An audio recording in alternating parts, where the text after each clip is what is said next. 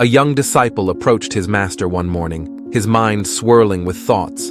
With a respectful bow, he asked, "Master, what do people need to be happy?" The master, a man of few but wise words, simply asked, "What do you think?" The disciple paused, deep in thought.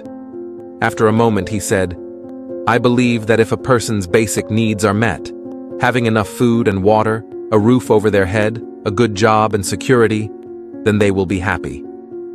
The master did not reply immediately. Instead, he gestured for the disciple to follow him. They walked silently together, the morning sun casting long shadows as they moved through the temple grounds. After some time, they arrived at a large, sturdy door. The master pointed to it and said, "Open this door." Curious, the disciple opened the door to reveal a large chicken coop. Inside, there were numerous chickens, each confined to a cage. The birds had food and water provided for them, neatly placed in their containers, and they had straw bedding. Everything seemed orderly and secure. The master asked, "Do you see this chicken coop?" The disciple nodded. "Yes, master." The master then asked, "Do these chickens get food?" "Yes, they do," the disciple replied. "Do they have shelter and safety from predators like cats or dogs?" the master inquired. "Yes, they do," the disciple answered again, starting to wonder where this conversation was headed. "Do they lay eggs?" the master asked once more. "Yes, they do," the disciple said, now somewhat puzzled. The master's face remained calm as he asked his next question. "Do you think these chickens are happy?" The disciple was taken aback. He hadn't considered the emotions of chickens before. He glanced back at the chickens, who seemed comfortable yet confined.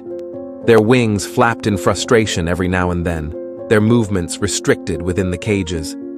Unsure of how to answer, he finally said, "I don't know how to tell, master." The master smiled and said, "Let's keep walking." They left the coop behind and continued their journey. After some time, they came to a large open field. The sight was vastly different. Here, chickens roamed freely, scratching the earth, pecking at the ground, and chasing each other playfully. There were no cages, and the chickens appeared more energetic and lively. The master asked, "Now, do these chickens look happy to you?" The disciple, noticing the contrast, said softly, "Yes, I think they are happier." The master smiled. "Of course they are." He turned to the disciple and said, "The chickens in the coop have everything you mentioned earlier: food, water, shelter, and security. Their basic needs are met. But are they truly happy? No, they are not. They live confined, their movements restricted, their lives controlled. Now look at the chickens in this field. They have to fend for themselves, find their own food, and protect themselves from predators. But despite the challenges, they are free, and they are happy. Do you understand the difference?" The disciple stood quietly, absorbing the lesson. The master continued, his voice more serious now. "In life, we all have a choice. We can live like the chickens in the coop, safe and secure, but confined, never truly experiencing the fullness of life. Or, we can live like the chickens in the field, free to roam, take risks, and explore the vast possibilities that life offers. You asked me what it takes to be happy. My answer is this: you cannot be happy simply by surviving or meeting basic needs. True happiness comes from living with freedom, from embracing life's challenges, and having the courage to face uncertainty. You must have the will to step beyond the walls of comfort and take control of your own destiny." The disciple stood in awe of the profound wisdom the master had shared. The image of the caged chickens contrasted starkly with the free-range birds, and he realized that true happiness wasn't about being safe.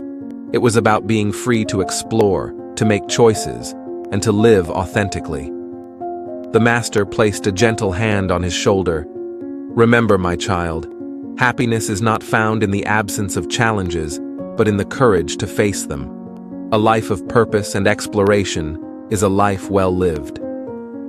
As they walked back to the temple, the disciple felt a new sense of understanding.